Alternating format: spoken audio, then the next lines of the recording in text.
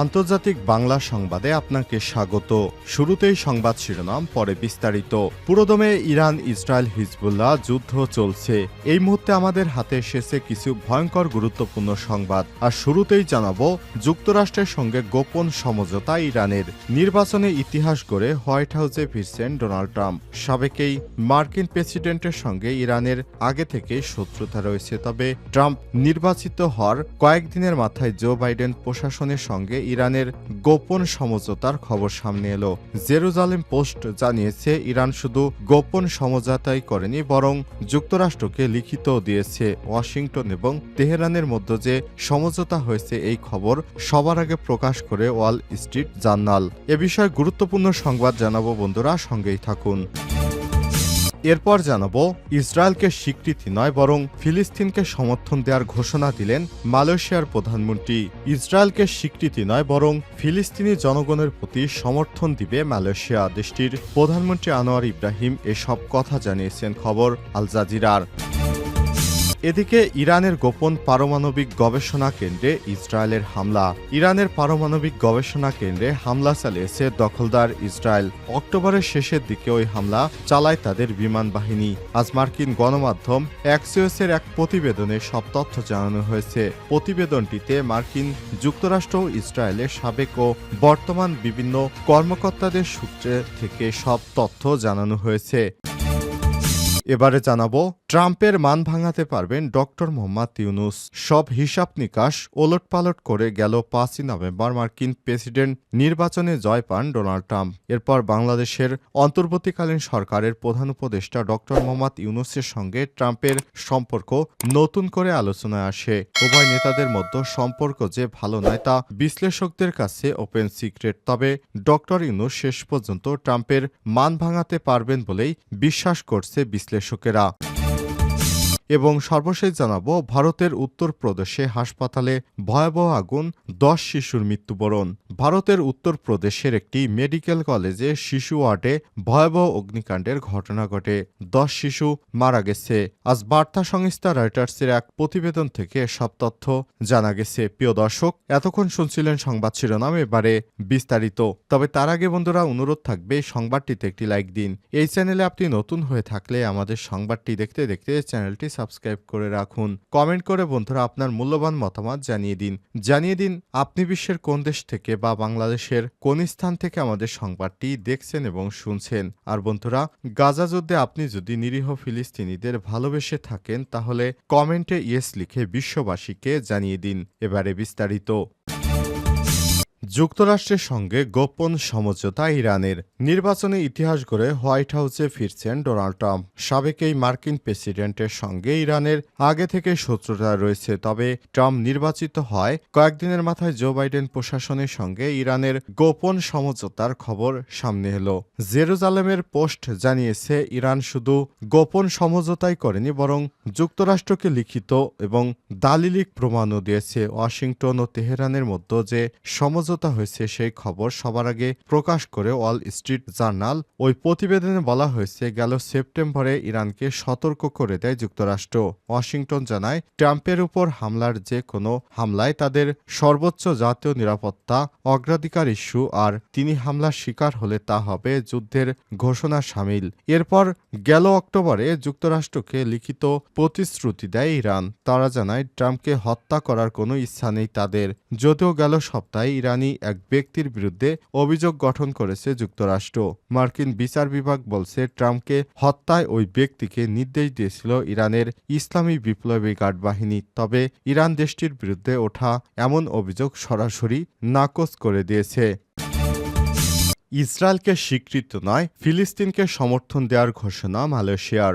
ইসরায়েলকে স্বীকৃতি নয় বরং ফিলিস্তিনের জনগণের প্রতি সমর্থন দিবে মালয়েশিয়া। দেশটির প্রধানমন্ত্রী আনোয়ার ইব্রাহিম এসব কথা জানিয়েছেন, খবর আল জাজিরার। শুক্রবার 15 নভেম্বর লাতিন আমেরিকা দেশ পেরুর রাজধানী লিমাতে অনুষ্ঠিত এশিয়া প্যাসিফিক ইকোনমিক কোঅপারেশন অ্যাপেকের সংবাদ সম্মেলনে আনোয়ার ইব্রাহিম এমন মন্তব্য করেছেন। একই সঙ্গে তিনি ইসরায়েলের বিষয় কূটনৈতিক সম্পর্ক পরিবর্তনের বিষয়টি প্রত্যাখ্যান করেছেন।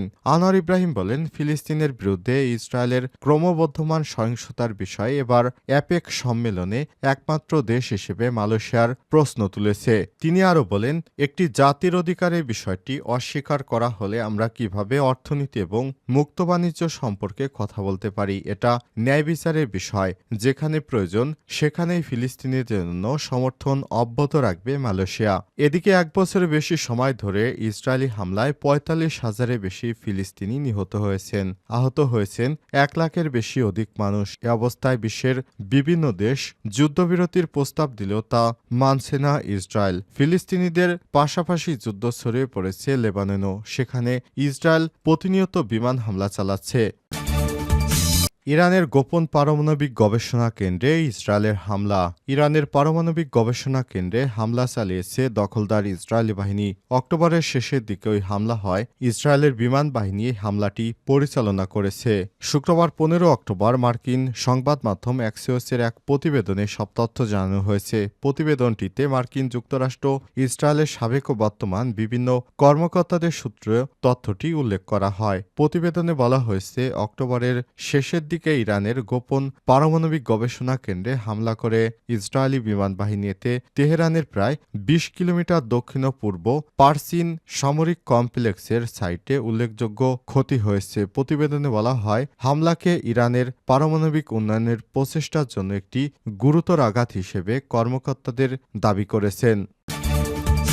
ট্রাম্পের মান ভাঙাতে পারবেন ডক্টর ইউনূস। সব হিসাব নিকাশ ওলটপালট করে গেল 5ই নভেম্বর মার্কিন যুক্তরাষ্ট্রের প্রেসিডেন্ট নির্বাচনে জয় পান ডোনাল্ড ট্রাম্প। এরপর বাংলাদেশের অন্তর্বর্তীকালীন সরকারের প্রধান উপদেষ্টা ডক্টর মোহাম্মদ ইউনূসের সঙ্গে ট্রাম্পের সম্পর্কে নতুন করে আলোচনায় আসে।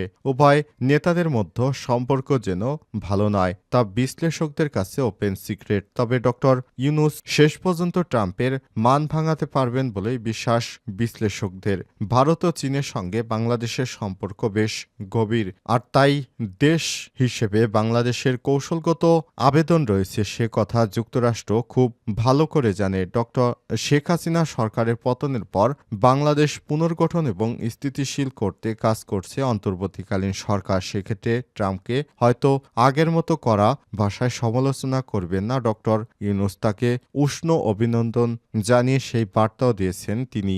ছাত্র জনতার অভ্যুত্থানে গেল আগস্টের প্রথম সপ্তাহে পতন ঘটে শেখ হাসিনার সরকারের। এরপর অন্তর্বর্তীকালীন সরকারের প্রধান হিসেবে শপথ নেন ডক্টর মোহাম্মদ ইউনূস। দেশের শাসনভার তার হাতে তুলে নিয়ে বেশ জটিল সমীকরণের মুখোমুখি হন তিনি।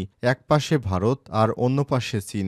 যুক্তরাষ্ট্র এই 3 দেশের সঙ্গে কৌশলগত সম্পর্ক বজায় রাখা তার জন্য বড় চ্যালেঞ্জ হয়ে দাঁড়ায়। 2016 সালে ট্রাম্পের সঙ্গে ডক্টর ইউনূসের খোটোমোটো সম্পর্ক। সেই নির্বাচনের ফলাফল নিয়ে কড়া সমালোচনা করেছিলেন ডক্টর মোহাম্মদ ইউনূস। সেবার নির্বাচনে ট্রাম্পের কাছে হেরে গিয়েছিলেন হিলারি ক্লিন্টন। বিল ক্লিন্টন এবং তার হিলারির সঙ্গে ডক্টর ইউনূসের গভীর সম্পর্ক রয়েছে। তাই স্বাভাবিকভাবেই ট্রাম্পের সঙ্গে ডক্টর ইউনূসের সম্পর্কটা টানাপোড়েন দেখা দেয়। যদিও এখন প্রেক্ষাপট ভিন্ন বলেই মত বিশেষজ্ঞদের। ভূরাজনীতির কারণে দক্ষিণ এশিয়ায় বাংলাদেশের গুরুত্ব অনেক। আবার ট্রাম্প নির্বাচিত হলে বাংলাদেশকে নিয়ে মার্কিন নীতির পরিবর্তন হওয়ার সম্ভাবনা নেই, কেননা চীনের সঙ্গে বাংলাদেশের গভীর সম্পর্ক রয়েছে। তাই নিজেদের ইন্দো প্যাসিফিক কৌশলের কারণ হলেও মার্কিন নীতি নির্ধারকদের কাছে বাংলাদেশ গুরুত্বপূর্ণ। সম্প্রতির সময়ে বাংলাদেশ ও ওয়াশিংটনের সঙ্গে সম্পর্ক জোরদারে মনোযোগী হয়েছে। সুতরাং ডক্টর মোহাম্মদ ইউনূসের সঙ্গে ট্রাম্পের সম্পর্ক ভালো হবে বলে এমন আশাবাদ ব্যক্ত করেছে বিভিন্ন রাজনৈতিক বিশ্লেষকেরা।